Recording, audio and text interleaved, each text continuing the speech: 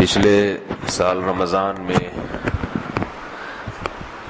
روزانہ کسی کبیرہ گناہ کے بارے میں بیان ہوتا تھا.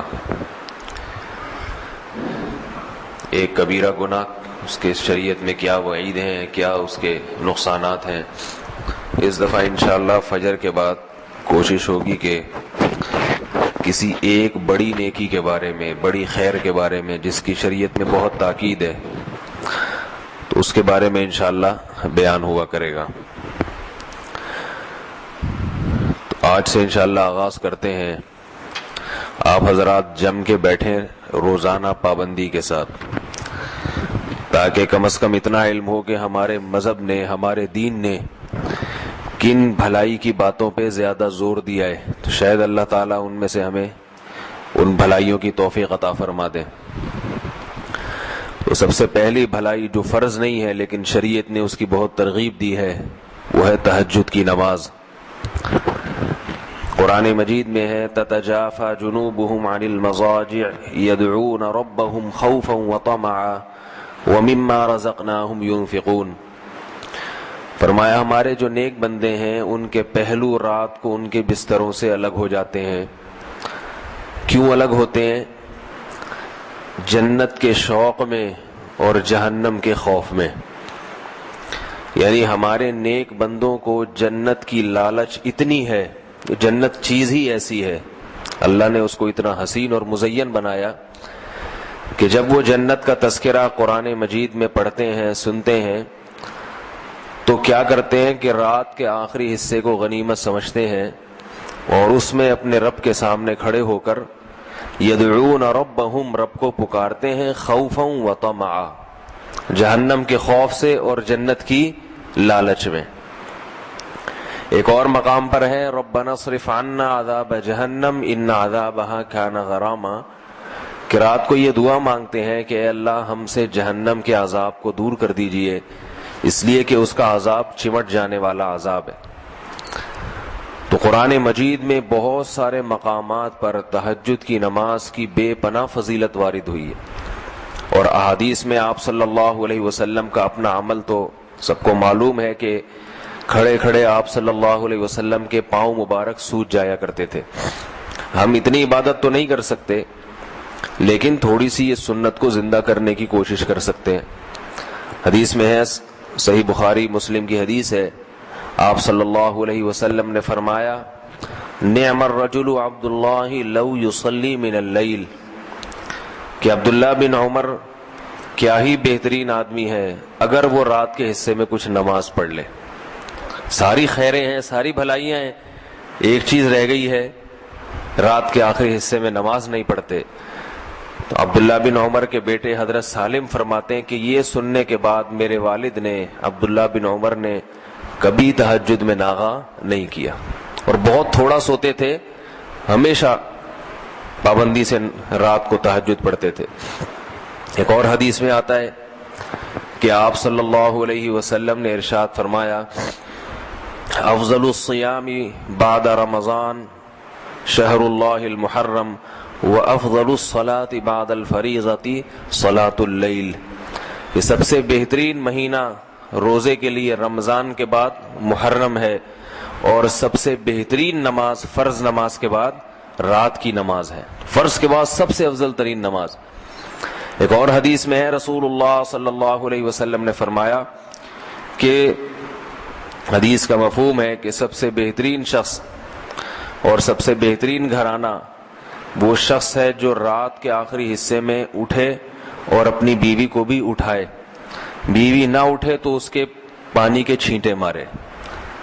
اور فرمایا وہ عورت بھی سب سے بہترین کہ جو رات کے آخری حصے میں نماز کے لیے اٹھے اور اپنے شوہر کو بھی جگائے، نہ جاگے تو اس کے پانی کے چھینٹے مارے تاکہ اس کی آنکھ کھل جائے.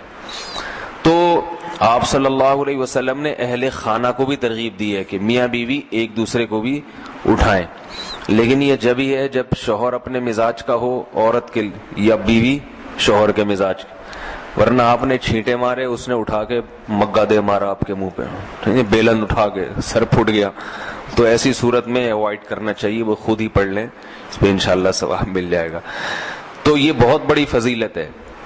آج کل لوگ مجھ سے وظیفے پوچھتے ہیں بہت فون کر کر کے کہ یہ کاروبار نہیں مل رہا، جو ہے رزق کی تنگی ہے، تو وہی عاملوں کے چکر میں پڑتے ہیں، کسی نے بندش لگا دی، کسی نے یوں کر دیا۔ تو قرآن میں اللہ کیا فرماتے ہیں کہ اللہ جس کے لیے رحمت کا دروازہ کھولیں تو کوئی بند نہیں کر سکتا، اور جس کے لیے اللہ دروازہ بند کر دیں تو کوئی کھول نہیں سکتا۔ یہ تو بندش سب ایسے ہی باتیں ہوتی ہیں۔ تو اصل کرنا کیا چاہیے؟ وظیفوں میں وقت برباد نہیں کرنا چاہیے۔ یہ جو وظیفے بتانے والے ہوتے ہیں نا، ان کے پاس کوئی دلیل نہیں ہوتی، بس ایک اندازہ ہوتا ہے کہ یہ کرنے سے یوں ہو جائے گا، یہ کرنے سے، ایک اندازے ہوتے ہیں۔ تو لوگوں کے اندازوں پہ اور ان کے اٹکل پہ اپنی صلاحیتوں کو، اپنے وقتوں کو کیوں برباد کر رہے ہیں؟ جو اللہ اس کے رسول نے جس چیز کی اہمیت بتائی ہو، جن وظائف کی یا جن اعمال کی، ان کی طرف توجہ دینی چاہیے۔ تو حدیث میں آتا ہے کہ رات کے آخری حصے میں اللہ آسمان دنیا کی طرف آتے ہیں اور فرماتے ہیں حل من مسترزق ارزق له، کوئی ہے مجھ سے رزق مانگنے والا جسے میں رزق دوں؟ تو اس وقت اٹھ کے اللہ سے روزی مانگنی چاہیے۔ اے اللہ، کاروبار نہیں ہے، گھر کے حالات دیکھ رہا ہے، تو نہیں ہو رہا پورا، تو میرے رزق میں برکت دے دے۔ تو بجائے ادھر ادھر اتنی دفعہ یہ پڑھو، اتنی دفعہ یہ پڑھو، جس کی کوئی دلیل ہی نہیں ہے۔ تو اللہ کے نبی نے کیا فرمایا؟ اللہ آسمان دنیا پہ آ کے کہتے ہیں کوئی ہے رزق مانگنے والا، اور اللہ کہتے ہیں حل من مستغفر اغفر له، کوئی ہے مجھ سے گناہوں کی معافی مانگنے والا کہ میں اس کو معاف کر دوں۔ تو آخری حصے میں اللہ تعالیٰ خود مطالبہ کر رہے ہیں کہ کوئی ہے بھائی، اٹھے مانگے، میں دوں گا۔